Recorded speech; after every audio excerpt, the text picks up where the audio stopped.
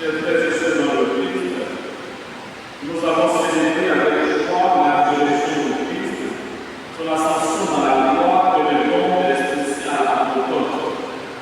Au terme de ces 50 jours de gloire et de contemplation du grand mystère du Christ mort et ressuscité, l'Église nous invite aujourd'hui à contempler le plus grand mystère de notre foi, le mystère de la Sainte Trinité. Si je vous pose la question, qui est Dieu? Comment pouvons-nous définir Dieu? Chacun, avec son expérience, avec ce qu'il a lu, pourra donner une définition de Dieu. Mais aucunement, on ne peut épuiser l'être de Dieu. Nous tendons à définir Dieu. Mais toutes nos définitions ne disent pas pleinement Dieu. Et c'est là que nous explique le mystère. Le mystère, ce n'est pas parce que c'est secret. Le mystère, parce que notre intelligence ne peut pas totalement comprendre qui est Dieu. On ne comprend pas Dieu véritablement que lorsque Dieu est dans sa gloire et que nous serons dans sa présence, alors nos yeux le voyant, nous pourrons alors connaître qui est Dieu dans sa globalité et dans sa totalité. Notre chemin humain nous permet de définir plus ou moins Dieu. Donc, nous approchons de l'être de Dieu. Et tout ce que l'humanité peut comprendre de la théologie de développer de Dieu ne puisse pas Dieu. C'est là, en effet, que réside le mystère. Un mystère incompréhensible à l'humaine intelligence. Chaque fois, frères et sœurs, que nous faisons le signe de la croix, nous proclamons ce mystère au nom du Père et du Fils et du Saint-Esprit. Ce mystère du Père et du Fils et du Saint-Esprit ne peut se comprendre que dans la conjonction de coordination et.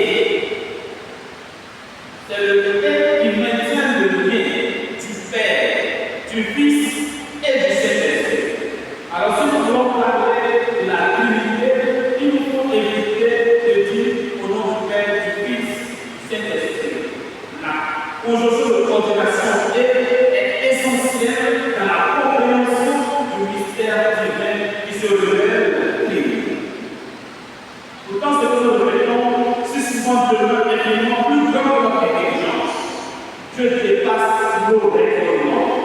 Aucun mot humain ne peut enfermer le mystère de celui qui est éternel. Dieu est éternel. De toujours à toujours, il est. Ce n'est pas un Dieu du passé. Ce n'est pas un Dieu dépassé. C'est un Dieu toujours présent, qui se fait comme et communication à l'humanité. La paix de la Sainte Trinité n'est pas la célébration d'une théorie théologique, elle est la célébration d'un Dieu vivant qui s'est révélé à nous comme Père et Fils et Esprit Saint. La Trinité nous révèle que Dieu n'est pas solitude, mais communion, un lien intrinsèque d'amour habite le cœur de la Trinité. Il n'est pas environnement surhumain, mais don, projection, projeté à l'humanité. L'Église professe avec force qu'il n'y a qu'un seul Dieu. Il n'y a pas trois dieux. Il n'y a qu'un seul Dieu. Depuis un moment sur les réseaux sociaux, il y a un débat qui a sur la question de la Trinité. On dit que l'Église a inventé la Trinité. L'Église n'a pas inventé la Trinité, mais a donné un concept au mystère de Dieu qui est. Et j'ai posé la question à quelqu'un une fois. Où dans la Bible on trouve le mot béni?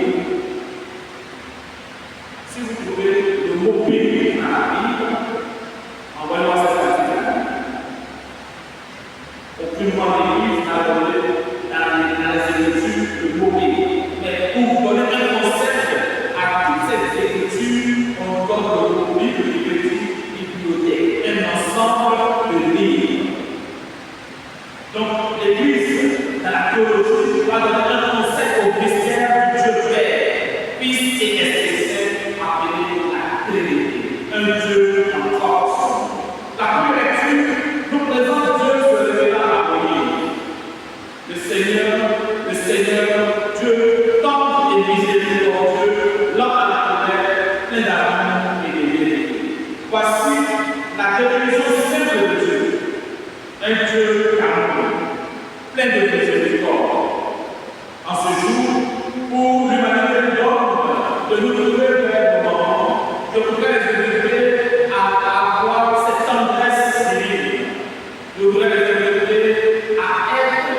ce Dieu de miséricorde pour notre humanité. En effet, le mot miséricorde, en hébreu, traduit en plaque de mer. Ce Dieu que nous appelons à l'exemple d'une mère. C'est lui qui, dans son amour infini, nous donne son Fils. Et l'évangile, Dieu a tant aimé le monde qu'il a donné son Fils unique pour nous sauver. Et mes chers frères et sœurs, Israël a toujours affirmé l'unicité de Dieu. Pourtant, avec l'avènement de Jésus-Christ, une lumière nous est apparue. Jésus parle de son Père. Il se présente lui-même comme le Fils envoyé de Dieu dans le monde et il promet l'Esprit Saint. Nous devons avoir un mystère extraordinaire, un seul Dieu en trois personnes. Le Père est Dieu, le Fils est Dieu, l'Esprit Saint est Dieu. Nous avons presque tendance à oublier que le Père est Dieu, le Fils est Dieu, l'Esprit Saint est Dieu. Et tous reçoivent même gloire et même majesté. Non pas trois dieux, mais un seul Dieu. C'est Augustin, après avoir longuement médité sur ce mystère, reconnaît humblement que l'intelligence humaine peut contempler la Trinité sans jamais négliger. La Trinité nous enseigne que Dieu est infiniment plus riche que toute autre représentation humaine. Il est une unité parfaite dans laquelle se vit une distinction réelle des personnes divines. Cette vérité nous invite à l'humilité. Devant Dieu, nous ne sommes pas des maîtres qui expliquent tout. Nous sommes des croyants qui adorent. Comme Moïse devant le Seigneur, nous sommes appelés à nous prosterner devant l'éternel de ce Dieu qui se révèle à nous.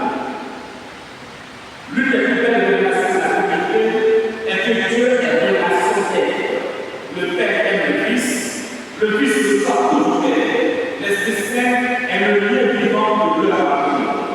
Il existe en personne de vie une communion parfaite, sans rivalité, sans domination, sans jalousie. Dans la Trinité, chacun se donne totalement à l'autre. Le Père se donne au Fils, le Fils se donne à l'Esprit Saint, et l'Esprit Saint se donne au Père, et l'Esprit Saint se donne au Fils. Voilà pourquoi Saint Paul est autorité. Soyez dans la joie, cherchez la perfection, encouragez-vous, soyez d'accord. Autrement dit, vivez à l'image du Dieu trinitaire. Bien mes frères et sœurs, nos familles, nos communautés chrétiennes, nos mouvements, nos paroisses sont appelés à devenir des reflets de cette communauté divine. Combien de télévisions déchirent nos relations? Combien de promesses de refus d'écouter, de comprendre, de dialoguer? La Trinité nous enseigne l'art de la communication authentique. Le Père parle au Fils, le Fils écoute le Père, l'Esprit Saint est leur volonté dans une parfaite amour. L'être humain, créé à l'image de Dieu, ne peut s'épanouir dans l'isolement. Nous sommes faits pour la pardon, pour le dialogue, pour la fraternité, la courage, le pardon et la communion, la communauté des biens visibles. L'Évangile nous offre aujourd'hui l'une des plus belles affirmations de toute la Bible. Dieu a tellement aimé le monde qu'il a donné son Fils unique. Le cœur de la Trinité est l'amour. L'Esprit chante la pluie, Dieu est l'amour. Le Père est tellement magnifique qu'il donne son Fils. Le Fils aime tellement le Père et les hommes qu'il accepte simplement la croix. L'Esprit Saint est répandu dans nos cœurs afin que nous puissions participer à cet amour divin. Dieu ne nous sauve pas par contrainte. Il nous sauve par amour sans mesure. Le salut n'est pas d'abord une question de vérité humaine. Il est un don gratuit, jailli du cœur de Dieu. Ces gens ne disent pas que Dieu est simplement de l'amour. Il affirme que Dieu est amour. Et François va nous dire Dieu est amour. Tout en Dieu, il est amour. Tout est amour en Dieu. L'amour n'est pas une qualité parmi d'autres Dieu. Il est son être même. Et parce que Dieu est amour, il nous appelle à devenir des hommes et des femmes d'amour. Chaque acte de pardon, chaque geste de charité,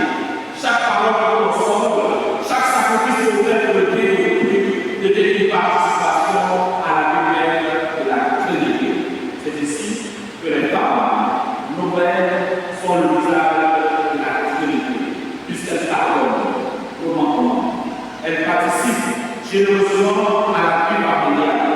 Elles ont des parents de consolation à l'égard de leurs enfants et de l'humanité. Elles s'offrent totalement pour le bien de leurs enfants. Et combien de fois elles pardonnent à leur conjoint. Chers frères et sœurs, la Sainte Trinité n'est pas un problème à résoudre, mais un mystère à accueillir. On pourra jamais résoudre la question de la Trinité parce qu'on n'est pas tous ensemble. Voici ce qu'on raconte de ces Augustin. Augustin se promenait sur la plage et il voit un enfant qui a fait un trou et qui glisse l'eau de la mer pour venir remonter sur lui. Augustin voit l'enfant et il approche l'enfant. Qu'est-ce que fait l'enfant? Son désir de puiser toute l'eau de la mer pour remplir son trou, mais pour rester à la plage. Quand tu vas faire le trou, tu vas aller puiser l'eau à la hauteur de l'eau.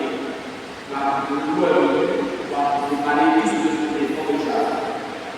Alors, Augustin dit à l'enfant, il ne sait pas possible ce que tu veux faire. Il n'a pas dit à Augustin, toi aussi, tout ce que tu veux comprendre, à petite tête, à la grande. Tu ne peux pas mettre le mystère de Dieu dans ta tête. C'est au-delà de ton intelligence. Et c'est ça, la force de la foi. Il nous fait entrer dans ce beau mystère de Dieu, un seul Dieu, dans la communion de trois personnes. Un Dieu qui est relation et communication parfaite. Un Dieu qui est amour éternel. Bien-aimés frères et sœurs, chaque fois que nous faisons le signe de la croix, rappelons que nous sommes plongés dans cet immense mystère. Chaque fois que nous faisons le signe de la croix, il nous faut nous rappeler que nous sommes dans le mystère de la Trinité. Que nos familles deviennent des lieux de communion. Que nos communautés deviennent des écoles de fraternité, que nos vies deviennent des témoignages de l'amour trinitaire, de la grâce du Seigneur Jésus-Christ, l'amour